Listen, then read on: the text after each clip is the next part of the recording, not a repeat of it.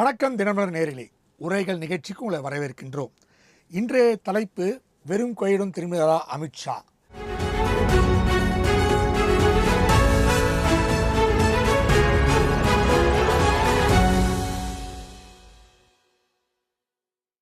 இது குறித்து நம்மிடம் பேசியிருக்கின்றோம். நம்மிடம் பேசுவதற்காக அரசியல் விமர்சகர் ஜெயக்கண்ணன் வந்திருக்கிறார்கள். வணக்கம் சார். பாரதிய ஜனதா கட்சியின் செல்வம் வருவதற்காக வணக்கம் சார். சார் செல்வம் சார், உங்ககிட்ட தொடங்கலான் இருக்கோம். அதாவது கடந்த முறை அமித்ஷா வரும்போது ஒரு மிகப்பெரிய எதிர்பார்ப்பு, யாருடன் கூட்டணி அப்படின்ற போது கடைசியா அண்ணா திராவிட முன்னேற்ற கழகத்துடன் கூட்டணி அப்படின்ற முடிவோட போன வாட்டி அமித்ஷா போனார். ஆனால் அதுக்கப்புறம் பாத்தீங்கன்னா அடுத்த கட்டம் யாரெல்லாம் இந்த கூட்டணியில் இணைவார்கள் என்று மிகப்பெரிய எதிர்பார்ப்பு இருந்தது. பல கட்சிகள் எங்களுடைய இணைவார்கள் என்றும் எதிர்பார்க்கப்பட்டது. ஆனால் இன்று வரைக்கும் பெரிய அளவில் எந்த கட்சியும் இணையவில்லை என்ற ஒரு மிகப்பெரிய ஒரு கவலை இரண்டு கட்சி, பாரதிய ஜனதா கட்சி, அண்ணா திராவிட முன்னேற்ற கழகம் இருக்கின்றது. அதை தீர்த்து வைக்க தான் நேற்று அமித்ஷா வந்தார் என்று சொல்லப்பட்டது. இருந்தாலும் அந்த கூட்டணி எதிர்பார்ப்பு இன்னும் முடிவு பெறவில்லை என்று சொல்லப்படுது. எப்படி சார் பாக்குறீங்க? தினமலர் உரைகள் நிகழ்ச்சிக்கு, தினமலர் நிறுவனத்திற்கு, அதே போலவே நெறியாளர் மதிப்புமிக்க சகோதரர் ஜெயகிருஷ்ணன் அவர்களுக்கு, என்னுடைய சக பங்கேற்பாளர் வழக்கறிஞர் தம்பி ஜெயக்கண்ணன் அவர்களுக்கு, தொழில்நுட்ப கலைஞர்களுக்கு என்னுடைய பணிவான மாலை வணக்கம். அதாவது அரசியல் என்பது ஒரு சந்தர்ப்பங்களின் விளையாட்டு. அரசியல் politics is an art of possible அப்படின்வாங்க. சந்தர்ப்பங்களின் விளையாட்டு தான். அதனால இப்போ எல்லா விஷயங்களுமே இப்போ தேர்தலுக்கு ஏறக்குறைய இன்னும் ஒரு தேர்தல் அறிவிப்பு, அதாவது தேர்தல் நடைமுறை வருவதற்கே இன்னும் ஒரு 6-7 மாதங்கள் இருக்கிறது. தேர்தலுக்கு ஏறக்குறைய ஒரு 10 மாத காலம் இருக்கிறது. இப்போ இந்த நிலையில ப்ரீமெச்சூர்ட் பீரியட். ஆனாலும் கூட பாரதிய ஜனதா கட்சியை பொறுத்தவரையில் நாங்கள் களத்தை தயார் செய்கிற வேலையில் இறங்கியிருக்கோம். மாண்புமிகு உள்துறை அமைச்சர், மத்திய உள்துறை அமைச்சரும் பாரதிய ஜனதா கட்சியினுடைய மூத்த நிர்வாகியுமான மரியாதைக்குரிய அமித்ஷா அவர்கள் நேற்று வந்தது எதுக்குன்னா, பாரதிய ஜனதா கட்சியினுடைய நிர்வாகிகளை பார்ப்பதற்கு, தொண்டர்களை கூட இல்லை, நிர்வாக பொறுப்பில் இருக்கிறவர்களை பார்ப்பதற்காக வந்தார்கள். அதுல கூட மிகப்பெரிய ஆச்சரியம் என்னன்னு கேட்டா, ஒரு 15,000க்கு மேற்பட்ட நிர்வாகிகள் மட்டுமே, அதாவது களப்பணியாளர்கள் மட்டுமே கலந்து கொண்ட அந்த கூட்டம் ஒரு மிக எழுச்சியோடு நடந்த கூட்டம். அதுல மாண்புமிகு உள்துறை அமைச்சர் அவர்கள் சொல்லும் போது கூட ஒற்றை இலக்கு, அதாவது ஒரே இலக்கு என்னன்னு கேட்டா, திமுக என்கிற இந்த ஊழல் நிறைந்த கட்சியை 39,975 கோடி ரூபாய் ஊழலுக்கான ஆதாரம் என்னிடம் இருக்கிறது. அதாவது மத்திய உள்துறை அமைச்சராக, மத்திய உளவுத்துறையை வைத்திருக்கிற உள்துறை அமைச்சராக என்னிடத்திலே ஆதாரம் இருக்கிறது. அதனால இந்த ஊழல் ஆட்சி அகற்றப்பட வேண்டும் என்கிற அந்த நோக்கத்தில் தொண்டர்களை நீங்கள்லாம் வீடு வீடாக போய் பிரச்சாரம் பண்ணணும், களப்பணியாற்ற வேண்டும் என்று ஊக்கப்படுத்துவதற்காக வந்தார்கள். அந்த வகையில் இந்த செல்வம் சார், நீங்க சொல்றத பார்த்தா அவரு மிரட்டி இருக்காரு இல்லையா? திமுகவை கிட்ட இருக்கு, உஷாரா இருங்க, ஜாக்கிரதையா இருக்குன்னு மிரட்டி இருக்காரு. இல்ல, அப்ப அப்படி இருந்தா உஷாரா இருக்கேன்னு நாங்க சொல்றதுக்கு அவசியம் இல்லை. நீங்க திமுக தரப்பில வழக்குகள் இருக்கு. அதாவது நீங்க எப்படி பார்க்கணும்னு கேட்டீங்கன்னா, ஜனநாயக முறைப்படியும் சட்ட முறைப்படியும் நீதி பரிபாலனங்களின் வழியாகவும் திமுக மிகப்பெரிய நெருக்கடிகள் இருக்கிறது என்பது மூத்த நெறியாளராகிய உங்களுக்கும் தெரியும். அரசியல் பார்வையாளர், திராவிட இயக்க பார்வையாளர், சிந்தனையாளர் தம்பி ஜெயக்கண்ணனுக்கு தெரியும். அதாவது ஒரு விஷயம் என்னன்னு கேட்டீங்கன்னா, பெருந்தலைவர் காமராஜருடைய ஆட்சி நிறைவடைகிற காலம் வரை திமுக இந்த தமிழ்நாட்டு அரசியலில் ஊழல் குற்றச்சாட்டு எழவில்லை. 1967 அண்ணா ஆட்சிக்கு அவரு மறைந்த அந்த 2 ஆண்டு காலத்துல ஊழல் வரல.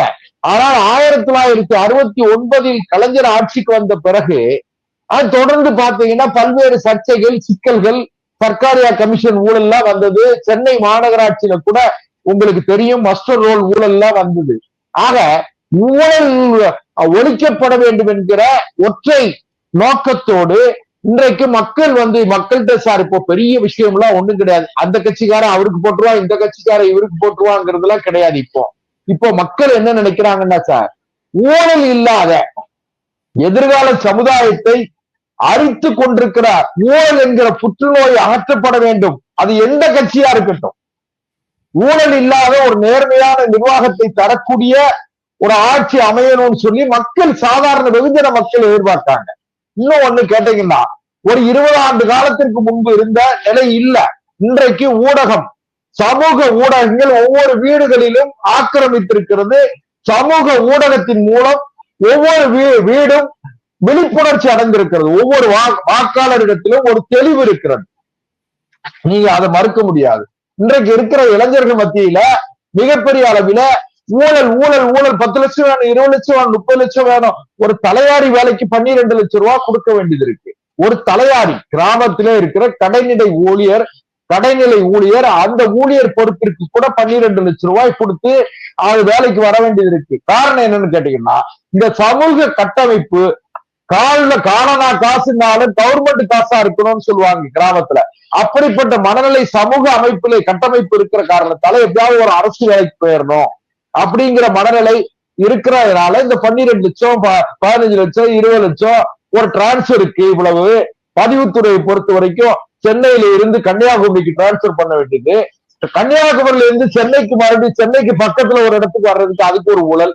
ஆக நான் எந்த கட்சி அந்த கட்சி இந்த கட்சின்னு கட்சி பேரை சொல்லல. என் தம்பி ஜெயகண்ணன் அதை எப்படி தொடங்குகிறாரோ அதை பொறுத்து நான் சொல்றேன்.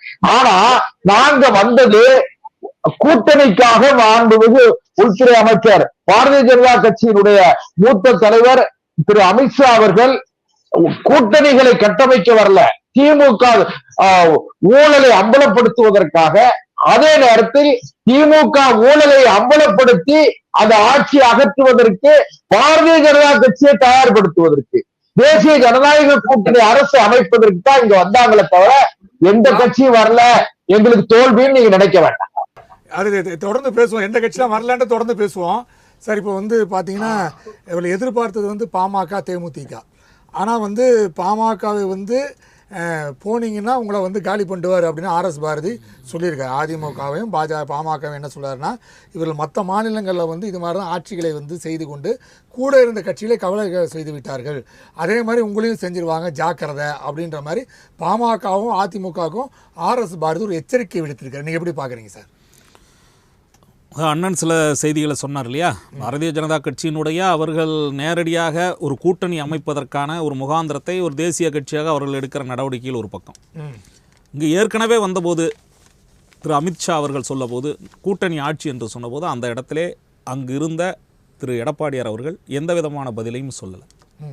ஆனால் அமித்ஷா சென்றதற்கு பிறகு மிக தெளிவாக தமிழ்நாட்டில் கூட்டணி ஆட்சி என்பதற்கான முகாந்திரம் கிடையாது, கூட்டணி ஆட்சி என்பது நாங்கள் கண்டிப்பாக அதற்கான வாய்ப்புகள் இல்லை என்பதை தெளிவாக சொல்கிறோம். தமிழ்நாட்டை பொறுத்தவரை இந்த கூட்டணியினுடைய தலைவராக இருப்பவர் எடப்பாடியார் அவர்கள். நீங்கள் எவ்வளவோ பெரிய ஆளாக இருங்க, நீங்கள் மத்திய அமைச்சராக இருக்கலாம், தேசிய ஜனநாயக கூட்டணியை வழி அமைக்கக்கூடிய எத்தனை பேர், ஆனால் தமிழ்நாட்டிற்கு என்று வருகின்ற பொழுது இங்கே இருக்கக்கூடிய திராவிட கட்சிகள் ஏதேனும் ஒரு கட்சியை நீங்கள் தலைமை ஏற்க வேண்டும். இதுதான் வரலாறு. அந்த அடிப்படையில் பார்க்கின்ற போது திரு எடப்பாடியார் அவர்கள் மிக தெளிவாக தமிழ்நாட்டு அரசியலை புரிந்து கொண்டவராக, அவர் உங்களுக்கு தெரியும், குனிய வேண்டிய இடத்தில் குனிந்து நிமிர வேண்டிய இடத்தில் நிமிர்ந்து அரசியலை மிக சாதுரியமாக கட்டமைத்த ஒரு அரசியல்வாதி. மிகவும் இன்னும் சாமானியராக இருந்து ஒரு 4.5 ஆண்டு காலம் தமிழ்நாட்டு அரசியலை முதலமைச்சராக எதிர்கொண்டவர். இதெல்லாம் தனி. நான் கேட்கின்ற கேள்வி என்னன்னா, பாரதிய ஜனதா கட்சியை பொறுத்தவரை அண்ணன் ஆர்எஸ் பாரதி அவர்கள் சொன்னது போல ஒவ்வொரு மாநிலத்திலும் நீங்கள் ஒட்டகங்கதையை கேள்விப்பட்டிருப்பீங்க. மூக்கை மட்டுமே முதலில் நுழைத்து விட்டு பிறகு அங்கு இருந்தவர்களை எல்லாம் வெளியேற்றிய கதையை ஒட்டகத்தை கூடாரத்திற்குள்ள புகுந்தது தான் பாரதிய ஜனதா கட்சி. இதுதான் கடந்த கால வரலாறு. ஒவ்வொரு மாநிலத்திலும் எந்த கட்சி மிகப்பெரிய வாக்கு வங்கியோடு இருக்கிறதோ அந்த கட்சியோட முதலில் கூட்டணி அமைப்பார்கள். அதன் பிறகு கூட்டணி ஆட்சி என்று தூபம் போட்டு அடுத்ததாக அடுத்த முயற்சிக்கு வருவார்கள். பிறகு அந்த கட்சியை எல்லாம் கபலீகரம் செய்துவிட்டு முக்கிய கட்சியாக அவர்களே மாறுவார்கள். இதுதான் மகாராஷ்டிரா முதல் கர்நாடகா முதல் இன்றைக்கு இருக்கக்கூடிய நம்முடைய அண்டை மாநிலம் புதுச்சேரி, இதெல்லாம் அந்த மாநிலம் நடக்கலாம். தமிழகத்தில் சாத்தியக்கூறுகள் இருக்கிறது இல்லை என்றாலும் அதற்கான முயற்சிகள் தொடர்கின்றன என்பதுதான் அமித்ஷாவினுடைய நடவடிக்கைகளை காட்டுகிறது. இன்னொரு செய்தியும் குறிப்பிடுகிறேன். என்றைக்குமே தமிழ்நாட்டின் மீது அக்கறை இல்லாத ஒரு கட்சி என்றால் பாரதிய ஜனதா கட்சி. தேசிய கட்சியாக இருக்கக்கூடிய ஒவ்வொரு மாநிலத்திலும் ஒரு அஜெண்டா அஜெண்டா வைப்பார்கள். தமிழ்நாட்டிற்கென்று சரியான முறையில் மக்கள் நல அரசாக, மக்கள் நல மத்திய அரசாக என்றைக்கும் செயல்பட்டது கிடையாது. இன்னும் சொல்ல போனால் சமஸ்கிருதம் தான் அனைத்து மொழிகளுக்கும் தாய் என்றார் சொன்ன அமித்ஷா இன்றைக்கு மதுரைக்கு வந்தவுடன் சொல்லுகிறார், நான் தமிழில் பேச முடியவில்லை. இதே கதையை தான் பல ஆண்டுகளாக. இல்ல எல்லா தலைவரும் நீங்க வந்து தமிழ்நாட்டுல நான் சொல்றது என்னன்னா, நான் சொல்லக்கூடிய செய்தி நீங்க வணக்கம் சொல்லுங்க, நன்றி சொல்லுங்க, நான் அந்த செய்திக்கே போகலங்க. நான் என்ன சொல்றேன், யாரை ஏமாற்றுவது இது போன்ற வார்த்தைகளை சொல்றீங்க? நான் கேட்கிற கேள்வி இல்ல சார், இதேதான் காங்கிரஸ் கட்சி. இல்ல நான் கேட்கிறேன், இல்ல நான் மோடி அவர்களையும் நான் பல நிகழ்வுகள் கேட்கிறேன், அமித்ஷா அவர்களை கேட்கிறேன். நான் என்ன சொல்றேன், நான் ஒரு சவாலாகவே சொல்றேன், ஒரு சாதாரணமாக வரக்கூடிய நடிகைகள், சாதாரணமாக வரக்கூடாது வந்து வட மாநிலத்திலிருந்து வரக்கூடிய நபர்கள் எல்லாம் இன்றைக்கு தமிழை பேசுகிறார்களே, உங்களுக்கு உண்மையான அக்கறையா இருந்தால் எங்கள் தாய்மொழி மீது, நீங்க தமிழ் மொழி மீது, தமிழ்நாட்டின் மீது அக்கறை இருந்திருந்தால், இன்னும் சொல்ல போனால் தமிழ்நாட்டில் உங்கள் ஆட்சியை ஏற்படுத்துவதற்கான முகாந்திரம் இருக்கிறது என்று நினைத்தால் நீங்கள் கற்றுக்கொள்ள வேண்டியது தமிழைத்தானே தவிர வேறு எந்த மொழி. நீங்க என்ன சொல்ற, 11 ஆண்டுகளாக வரும்பொழுதெல்லாம் நான் அப்படிலாம் கேட்கிறேன். அப்படி என்றால் நீங்க வரும்பொழுதெல்லாம் இந்த தமிழ் குறித்த அரசியலை பேசுவதற்கான காரணங்கள் என்ன? முக்கியமான கேள்வி வைக்கிறேன். நீங்க சொல்ற விஷயம் கரெக்ட். ஆனா எல்லா கட்சிகளும் அப்படிதான், தேசிய கட்சிகள் தேசிய கட்சிகள் என்றால், நான் என்ன சொல்றேன், தேசிய கட்சிகள் என்றால் நீங்கள் தமிழ்நாட்டிற்கான அரசியல் என்று வரும்போது நான் தமிழை பேச விரும்புகிறேன், எனக்கு தமிழ் மீது பற்று இருக்கிற பொய்யான வாக்குறுதிகளை தர வேண்டாம் என்று தான் என்னுடைய கருத்து. எல்லா தேசிய கட்சிகளும் அதான் சொல்றீங்க. அதை தான் நான் சொல்றேன். பிஜேபி மட்டும் சொல்ல, நான் என்ன சொல்றேன், எல்லா தேசிய கட்சிகளும் நான் சொல்லுகின்ற தமிழ்நாட்டினுடைய அரசியலை, தமிழ்நாட்டின் மண்ணினுடைய அந்த தன்மையை புரிந்து கொண்டு அரசியல் செய்யுங்கள். உங்களுக்கான அந்த வடநாட்டு அரசியலை இங்கு கொண்டு புகுத்து வர வேண்டாம் என்று தான் நான் சொல்றேன். கண்டிப்பா சார். இப்போ இவர் சார் சொல்கிறத பார்த்தா அந்த விஷயங்கள்லாம் சில இடங்களில் உண்மையாக இருக்குது. அதாவது மகாராஷ்டிரா போன்ற, ஒடிசா, ஹரியானா போன்ற இடங்கள்லாம் வந்து இது போன்ற கட்சிகளெல்லாம் வந்து அப்படியே உள்ளே இழுத்து கொண்டு அப்படியே மறைத்து விடுவார்கள் என்பது சரியா பாஜக பல இடங்களில் நிரூபித்திருக்கிறது என்று இவர் சொல்கிறாரு. அதே போல் இன்னொரு விஷயம் என்னென்னா, இப்போ தேமுதிக சொல்லியிருக்காங்க, எங்களுக்கு அழைப்பெல்லாம் வரல அப்படின்ட்டு பிரேமலதா அவர்களும் சொல்லியிருக்காங்க. பட் ஆனால் ஒரு கட்டமைப்பு உருவாக்கி கொண்டிருக்கிறார்கள் அப்படின்னு முந்தானது செய்தி பார்த்தீங்கன்னா, தாவேகாவுக்கு கூட அழைப்பு வந்திருக்கிறது, தாவேகா விஜய் கூட அமித்ஷாவை சந்திப்பார் அப்படின்ற வியூகங்கள்லாம் நேற்று முன்றின இரவுகள்லாம் பேசப்பட்டிருந்தது. ஆனால் அந்த வியூகமெல்லாம் வந்து ஒரு தவிடுபடியாக்கப்பட்ட வியூகமாக தான் பார்க்கப்படுகிறது. அமித்ஷா வந்தது வேறு விஷயம். ஆனால் அந்த மறைமுகமான பேச்சுவார்த்தை நடைபெற்று கொண்டு தான் இருக்கிறது இன்று வரை. அது எப்படி அண்ணா திராவிட முன்னேற்ற கழகம் பாஜகவும் மறைமுகமாக பேச்சுவார்த்தை நடந்து கடைசியில் வந்து ஒரு இடத்துல வந்து 2 பேரும் சந்தித்தார்களோ அது பேர் ஒரு சந்திப்பு ஏற்படும் என்று தான் எதிர்பார்க்கப்பட்டது.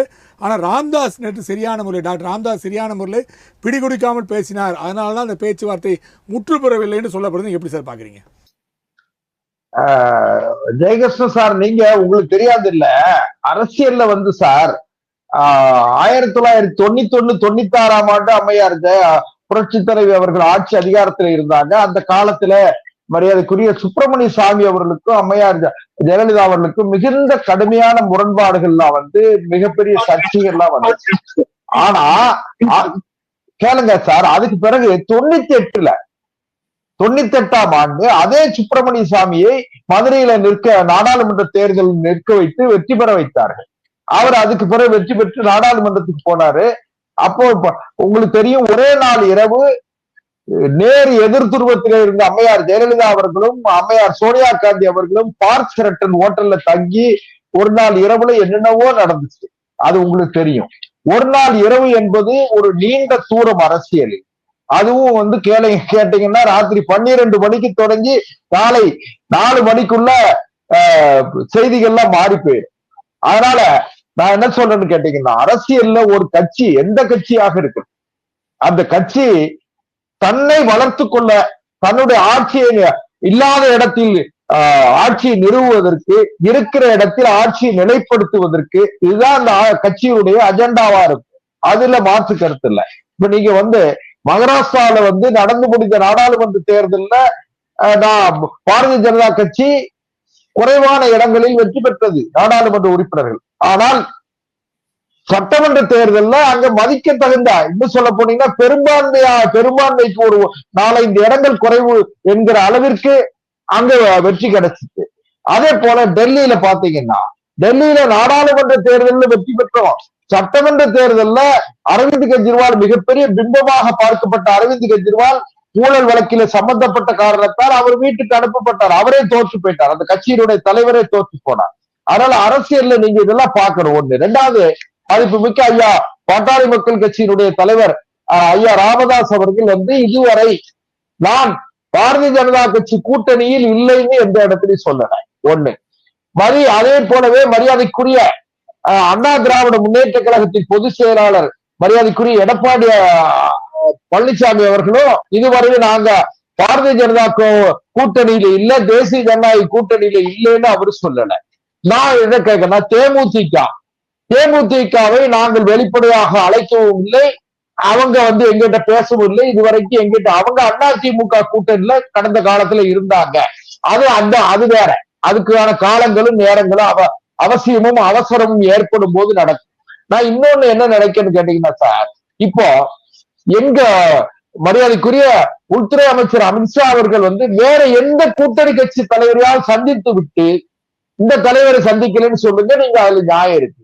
அவர்கள் எந்த கூட்டணி கட்சி தலைவரையும் சந்திக்கல, நீங்க அதை நீங்க கவனிக்கணும். அவர்கள் எந்த கூட்டணி கட்சி தலைவரையும் சந்திக்கவில்லை. இந்தியாவினுடைய இரண்டாவது இரும்பு மனிதராக பார்க்கப்படுகிற அமித்ஷா அவர்கள் தமிழ்நாட்டில் பாரதிய ஜனதா கட்சி அங்கம் வகிக்கிற ஆட்சி அமைய வேண்டும் என்பதில் உறுதியா இருக்கார். அதுல மாற்று கருத்து கிடையாது. எங்களுடைய இலக்கு இப்ப 2026 உங்களுடைய இலக்கு என்ன அப்படின்னு யாராவது கேட்டா, எங்களுடைய ஒற்றை இலக்கு தமிழ்நாட்டில் ஆட்சி அதிகாரத்தை பாரதிய ஜனதா கைப்பற்றுவது. இதுதான் இலக்கு, ஒற்றை இலக்கு. அதுக்கு நாங்க சொல்லுங்க சார். அண்ணா திராவிட முன்னேற்ற கழகம் பாரதிய ஜனதா கட்சி கூட்டணி, அதுல என்ன மாற்று கருத்து இருக்கு உங்களுக்கு? அதான் வெளிப்படையா சொல்லியாச்சு. இது வரைக்கும் யாருமே இல்லைன்னு சொன்னாங்களா? இன்னொன்னு நீங்க கவனிச்சீங்களான்னு? ஆனா நீங்க கவனிச்சிருப்பீங்க, நேற்று அண்ணா திராவிட முன்னேற்ற கழகத்தினுடைய முன்னாள் அமைச்சர் மரியாதைக்குரிய ஆர்பி உதயகுமாரும் திரு செல்லூர் ராஜ் அவர்களும் 2 பேருமே மாண்புமிகு உள்துறை அமைச்சரை சந்தித்து அவர்களுக்கு சால்வை அணிவித்து அவர்களுக்கு மரியாதை செய்ததை நீங்க கவனிச்சிருப்பீங்க. அப்ப எங்க முரண் இருக்கு? நீங்க அமித்ஷா வேற உள்ள அமித்ஷா அவர்களுடைய வருகையை அதிமுக விரும்பவில்லை என்று சொன்னால், அதிமுகவுடைய முன்னணி தலைவர்கள் வரவேற்கிறாங்களே, எப்போ வரவேற்பாங்க? அந்த கட்சியோட பொதுச் செயலாளருடைய அனுமதி இல்லாமல், ஒப்புதல் இல்லாமல் வரவேற்க மாட்டாங்க. அதனால நீங்க தம்பி ஜெயக்கண்ணன் அண்ணா திராவிட முன்னேற்ற கழகம் விருப்பப்படவில்லைன்னு சொல்லவே இல்லையே. இல்ல, அதுக்கு இல்ல தம்பி ஜெயக்கண்ணன் ஆத்திரப்படுறாரு, ரொம்ப ஆத்திரப்படுறாரு. எதுக்காக கேட்டீங்கன்னா, தமிழ்நாட்டுல பாரதிய ஜனதா கட்சி ஆட்சி அமைஞ்சிரும், நம்ம கட்சி தலைவர்கள் எல்லாம் ஊழல் வழக்குல இப்படி எல்லாம் சிக்கி தவிக்கிறாங்களே, தேவையில்லாம 30,000 கோடி 40,000 கோடி அடிச்சுட்டு மாட்டிக்கு கிடக்காங்களேங்கிற பதட்டமும் பரிதவிப்பும் அவர்கிட்ட தெரியுது. அதுக்கு நான் எப்படி பொறுப்பாக முடியும்? நாங்க பொறுப்பாக முடியாது. உப்பை தின்றவர்கள் தண்ணீரை குடிப்பார்கள். சரி சார், ஜெயக்கண்ணா சார், இப்போ எல்லாருமே எதிர்பார்த்தது நேற்றைய நிகழ்வில் நீண்ட நாளாக பேசுகிறாங்க. அதாவது தைலாபுரத்துக்கு அன்புமணி போக போகிறாரு, எதுக்கு போகிறாரு, 8ஆம் தேதி அமித்ஷா வருகை ஒட்டி சந்திக்க போகிறாரு, அது மாதிரி பேச்சுவார்த்தை நடைபெற்று கொண்டே இருந்தது. இந்த சூழ்நிலையில் நேற்று RS பாரதியின் அறிக்கைக்கு எதிர்வேட்டை ஆற்ற டாக்டர் ராமதாஸ் என்ன சொல்லியிருக்காருன்னா, அதிமுக தலைமையிலான கூட்டணி வெற்றி பெறும், அமித்ஷா சொன்னது உறுதியாக நடைபெறும், அதே மாதிரி ஒரு நல்ல செய்தி வியாழக்கிழமை உங்களுக்கு கிடைக்கும்னு சொல்லியிருக்காரு. அதே மாதிரி அன்புமணி என்ன சொல்லியிருக்காரு, தமிழகம் வாழ்வதற்கு தகுதியற்ற ஒரு மாநிலமாக இருக்கிறதுன்னு சொல்லியிருக்காரு. அதே மாதிரி இன்றைக்கி இந்த தாம்பரத்தில் அந்த பெண் பாலியல் பிரச்சனையிலும் கூட திமுக அரசு செய்வது கடினமான வார்த்தைகளே யூஸ் பண்ணியிருக்காரு. ஸோ அது ஆட்டோமேட்டிக்காக நமக்கு தெரியுது, பாமக அண்ணா திராவிட முன்னேற்ற கழகம் பாஜக கூட்டணியில் தான் போய் இணைய போகுதுன்றது நமக்கு பட்டபத்திரமாக ஒரு அரசியல் தொலைநோக்கு நமக்கு தெரியுது. இது ஏன் இவ்வளோ ஒரு இழுபறி இருக்குதுன்னு நினைக்கிறீங்க? இல்லை, என்னை பொறுத்தவரை அண்ணா திராவிட முன்னேற்ற கழகம் ஏற்கனவே பல அழுத்தங்களின் காரணமாக கூட்டணி வைத்திருச்சு. நான் என்ன சொல்கிறேன், ஒரு அரசியல் கட்சியாக அவர்கள் யாருக்கிடமே கூட்டணி வைக்கலாம், அவர்களுடைய எதிர்காலம் குறித்து தீர்மானிக்கலாம், அது அவர்களுடைய விருப்பம். இன்னொரு செய்தி, நீங்கள் சொல்வது பாட்டாளி மக்கள் கட்சியில் அவர்கள் தந்தை மகனுக்கு இடையில் நடக்கிறது, யாரோட கூட்டணி வைப்பது என்பதை அவங்க தான் முடிவு பண்ணணும். ஒருவேளை பாரதிய ஜனதா கட்சியோடு கூட்டணி வைக்கிறார்களா, இல்லை வேறு யாராவது அவர்களுடைய திட்டமா, அதெல்லாம் நமக்கு தெரியல. ஆனாலும் கூட இந்த கூட்டணி குறித்த நிகழ்வுகள் வருகின்ற பொழுதெல்லாம், இப்போ திராவிட முன்னேற்ற கழகத்திலேருந்து யாராவது பேசுனா, உங்களுக்கு இவ்வளவு அக்கறைன்னு ஒரு எடப்பாடியார் கேட்கறது போல் நான் என்ன சொல்கிறேன், நான் கேட்குறது என்னென்னா, ஒருவேளை ஒரு திராவிட கட்சியாக நீங்கள் ஒரு ஆர்வத்தோடு இல்லை அக்கறையோடு கேட்பது ஒரு பக்கம் இருக்கட்டும். நான் என்ன சொல்கிறேன், அண்ணா திராவிட முன்னேற்ற கழகத்தினுடைய முடிவு என்பது இந்த தேர்தலில் தெரியும் என்பதால், அதாவது ஒரு ஆட்சி அமைக்கக்கூடிய அளவிற்கு உங்களுக்கே தெரியும். கடந்த கால வரலாற்றை பார்த்தீங்கன்னா, ஒரு கூட்டணி கட்சியாக இருக்கின்ற கட்சியை வைத்து ஒரு ஆட்சிக்கு கொடுக்க மாட்டாங்க. தமிழ்நாட்டு அரசியலை நீங்கள் பார்த்தீங்கன்னா, அண்ணனை போலவே நானும் நீண்ட காலமாக அவரும் திராவிட இயக்கத்திலிருந்து வந்தவர் என்பது ஒரு சில செய்திகளை சொல்லிடுறேன். எந்த காரணத்தின் அடிப்படையிலும் தேசிய கட்சிகளினுடைய அந்த நிலைப்பாட்டை தேசிய கட்சிகளினுடைய அதிகார பகிர்வை, தேசிய கட்சிகளினுடைய தலையீட்டை தமிழ்நாட்டு மக்கள் விரும்பியதில்லை. இது வரலாறு. என்ன அடிப்படையில் அது முடிஞ்சிருச்சு. என்ன காரணம் அப்படின்னா, தேசிய கட்சிகள் தமிழ்நாட்டு மக்களுக்கான கட்சிகளாக இல்லை, கம்யூனிஸ்டுகள் உட்பட. நாங்கள் பேசுகிற அரசியலை கம்யூனிஸ்டுகள் பேசுவதில்லை, நாங்கள் பேசுகிற அரசியலை காங்கிரஸ் பேசுவதில்லை, நாங்கள் பேசுகிற அரசியலை பாரதிய ஜனதா கட்சி பேசுவதில்லை. அப்படிங்கிறப்ப எங்களுக்கான இயக்கங்கள் என்பது திராவிட முன்னேற்றக் கழகம், அண்ணா திராவிட முன்னேற்றக் கழகம் என்பதை மக்கள் ஏற்றுக்கொண்டிருக்கிறார்கள். அந்த கட்சிகளோடு கூட்டணி அமைக்கின்றவர்களை எம்எல்ஏக்கள் ஆகிறார்கள், எம்பிக்கள் ஆகிறார்கள். இது செயல் திட்டம். அண்ணா திராவிட முன்னேற்ற கழகத்தில் எங்களுக்கு அதிருப்தி இருந்தால் திராவிட முன்னேற்ற கழகத்தை ஆட்சிக்கு அமர்த்துவோம். திராவிட முன்னேற்ற கழகத்தின் மீது ஏதாவதுனா அண்ணா திராவிடம். இதுதான் வரலாறு. இப்படித்தான் நடந்திருக்கிறது. நீங்கள் 1967 எடுத்துங்க. நான் சொல்லுகிற செய்தி என்னன்னா, நீங்கள் அண்ணா திராவிட முன்னேற்ற கழகத்தோடு கூட்டணி வச்சுட்டீங்க. வைத்ததற்கு பிறகு எத்தனை கட்சிகளை நீங்கள் கூட்டணியில் சேர்க்கின்றது, யாரையும் அழுத்தம் கொடுத்தோ அல்லது நீங்கள் தொடர்ச்சியாக மிரட்டியோ, இன்னும் சொல்ல போனால் உங்களுடைய ஆள் அம்பு சேனை அனைத்தையும் பயன்படுத்தி இந்த கூட்டணிக்கு வரக்கூடிய வாய்ப்புகளை கொடுத்தாலும் கூட வாக்குகளை அளிக்கப் போவர்கள், இன்னும் சில வெற்றி பெற செய்ய போவர்கள் தமிழ்நாட்டு மக்கள் தான். அந்த சூழலிலே இந்த கூட்டணிக்கு வெற்றிகளை கொடுப்பவர்களும் அந்த கூட்டணியை ஆட்சிக்கு அமர்த்துபவர்களும், இன்னும் கூட்டணி ஆட்சி என்று நீங்கள் சொல்லுகின்ற போது அதற்கான வாய்ப்புகளை தரப்பவர்களும் தமிழ்நாட்டு மக்களை தவிர வேறு எந்த மாநிலத்திலிருந்து வரப்போவதில்லை. கண்டிப்பாக தமிழ்நாட்டு அரசியலை பொறுத்தவரை இங்க இருக்கக்கூடிய மக்கள் தான் வாக்களிக்க வேண்டும். நீங்கள் எத்தனை லட்சம் பேரை வட மாநிலத்திலிருந்து கொண்டு வந்தாலும் இங்க இருக்கக்கூடிய வெகுஜன மக்கள் வாக்களித்தால் தான் ஒரு ஆட்சியை பிடிக்க முடியும், ஒரு கூட்டணி ஆட்சி அமைக்க முடியும். இல்ல இப்ப நம்ம பாத்தீங்கன்னா 2006 கூட ஒரு கூட்டணி அமைச்சுதான். அதைத்தான் சொல்றேன். சிறுபான்மையா திமுக ஆட்சி அப்படின்னா எல்லாருமே சொல்லுவாங்க. ஆனாலும் கூட அந்த ஆட்சியை வெகு சிறப்பாக, இன்னும் சொல்ல போனால் வெகு சாமர்த்தியமாக நடத்தது டாக்டர் கலைஞருடைய ஆட்சி. அடுத்தடுத்து வருகின்ற தேர்தலிலும் கூட எப்படியாவது கூட்டணி ஆட்சி அமைத்து விடலாம் என்பதை தேசிய கட்சிகள் முயற்சி செய்துதான் வருகின்றன. ஆனாலும் கூட தமிழ்நாட்டு மக்களை பொறுத்தவரை மிக தெளிவானவர்கள். தமிழ்நாட்டு அரசியலுக்கு நாடாளுமன்ற தேர்தலில் ஒரு முடிவு செய்தால் கூட சட்டமன்ற தேர்தல் என்று வருகின்ற போது ஒற்றை கட்சி ஆட்சியை, கூட்டணிக்கு அந்த மெஜாரிட்டியை தருவதுதான் வரலாறாக இருந்திருக்கிறது. அந்த அடிப்படையில் பார்க்கின்ற போது ஏதேனும் ஒரு சூழ்ச்சி செய்து அண்ணா திராவிட முன்னேற்ற கழகத்தை நீங்கள் பிளவுபடுத்தி அதன் மூலமாக கூட்டணி ஆட்சியை ஏற்படுத்தலாம் என்று பாரதிய ஜனதா கருதினாலும் கூட மக்கள் அதை ஆதரிக்க மாட்டார்கள். நான் சொல்லுகின்ற செய்தியெல்லாம் உங்களுக்கு சட்டமன்ற உறுப்பினர்கள் வெகு அதிகமாக வரணும்னா நீ முதல்ல இந்த கூட்டணி ஆட்சியை பேசாதீங்க. அண்ணா திராவிட முன்னேற்ற கழகத்தை பலவீனப்படுத்துகிறது. பாரதிய ஜனதா கட்சி நீங்க கூட்டணி வைக்கிறீங்களா, அது தேர்தலுக்கு பிறகு பார்த்துக் கொள்ளலாம். கூட்டணி ஆட்சி என்று நீங்கள் சொல்லுகின்ற போது உங்களை அப்புறப்படுத்துவதற்கான வேலையை மக்கள் செய்வார்கள். கண்டிப்பா சார். இப்போ கூட்டணி ஆட்சின்னு அவர் சொல்லும் போது எனக்கு தெரிந்து கருணாநிதி அவர்கள் மத்தியிலே கூட்டணி ஆட்சி இருக்கும் போது அமைச்சர் பதவி வாங்கிப்பாரு. ஆனா தமிழ்நாட்டில் கூட்டணி ஆட்சினா காங்கிரஸ் தரவே மாட்டேன் இல்லைன்றவர். அதே போல இப்ப வருகின்ற தேர்தலில் ஒருவேளை அண்ணா திராவிட முன்னேற்ற கழகம், பாமக போன்ற கட்சிகள்லாம் கூட்டணி அமைத்து பாஜகவுடன் கூட்டணி அமைத்தால் கூட்டணி ஆட்சியை எடப்பாடியார் ஒத்துப்பாரா என்பது மிகப்பெரிய கேள்வியாக தான் இருக்கிறது. ஏன்னா அதிகப்படியான இடங்கள் அவர் வந்துட்டார்னா அவர் பேரம் பேசக்கூடிய சூழ்நிலை வரும். அப்போ எல்லாத்துக்கும் பேரணி தரும்போது பாஜக இடம் ஒதுக்குவாரா என்பது மிகப்பெரிய கேள்விக்குறியாக இருக்கிறது. குழந்தை பிறந்த பிறகு பேர் வைப்பதை பற்றி சிந்திப்பது சரியாக இருக்குங்கிறது என்னோட கருத்து. ஒண்ணு. ரெண்டாவது, தம்பி ஜெயக்கண்ணன் சொன்னாங்க, இது இல்ல ஒரு நிமிஷம், அதாவது ஜெயக்கண்ணன் சொன்னாங்க, அதாவது கூட்டணி ஆட்சி எல்லாம் வராது வைக்காது. 1967 பேரறிஞர் அண்ணா அவர்கள் தேர்தல் வியூகம் அமைக்கும் போதே அதுவரை நேர் எதிர் துருவத்திலே இருந்த மூதறிஞர் ராஜாஜியை அழைத்து, அதுவரை குள்ளுகப்பட்டர் என்றெல்லாம் கடுமையாக விமர்சித்த ராஜாஜியை, எது உடலெல்லாம் மூளை, மூளையெல்லாம் சிந்தனை, சிந்தனை எல்லாம் வஞ்சனை, ராஜாஜியை பற்றி அண்ணா சொன்னது. அப்படி சொன்ன ராஜாஜியோடு அண்ணா கூட்டணி வைத்தார்.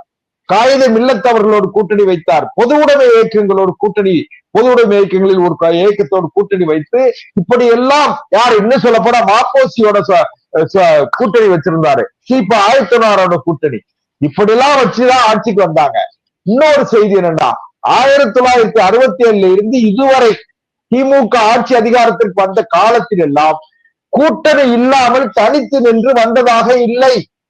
ஆனால் அண்ணா திமுக கூட்டணி இல்லாமல் 2016 தனிச்சு நின்று நான் தனித்து போட்டியிடுகிறேன் என்று சொல்லி அம்மையார் புரட்சி தலைவர் அவர்கள் தனித்து நின்று வெற்றி பெற்றது அவங்கதான், மற்ற எந்த கட்சியும் கிடையாது.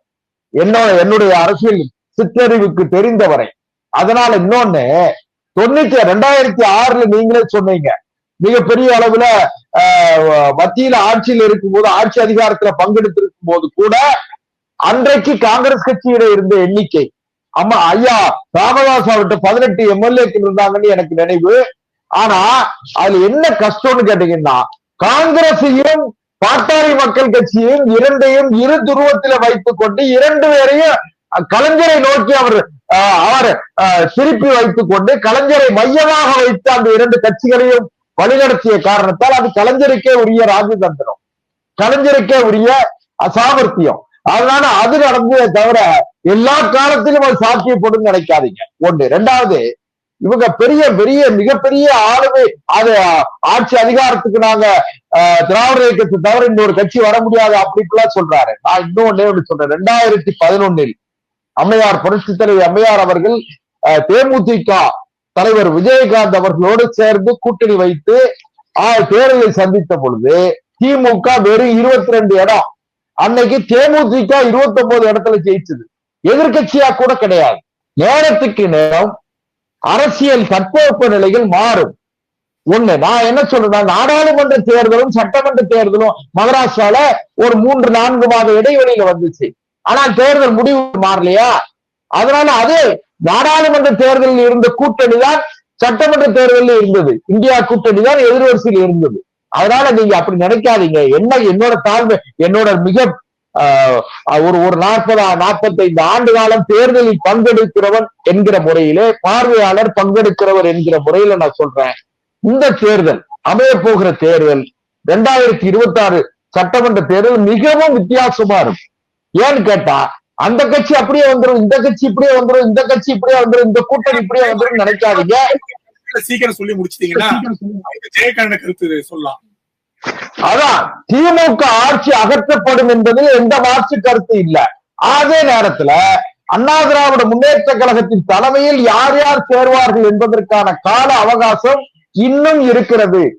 அதனால அவசரப்பட வேண்டாம். தம்பி ஜெயகண்ணன், கொஞ்சம் பதட்டப்படாமலே இருங்க சார். ஜெயகண்ணன் சார் அவர் சொல்ற மாதிரி இன்னும் பொறுத்திருந்து பார்ப்போம் அப்படின்னு சொல்லி 10 மாத காலம் இருக்கிறது, பொறுத்திருந்து பார்ப்போம். எல்லாருமே அதான் சொல்றாங்க. தேமுதிக ஜனவரி மாதம் நாங்கள் முடிவு பண்ணிக்கிறோம் அப்படின்னு சொல்லியிருக்காங்க. இன்னும் பாமக இன்னும் கொஞ்ச நாள் எடுப்பாங்கன்னு நினைக்கிறேன்.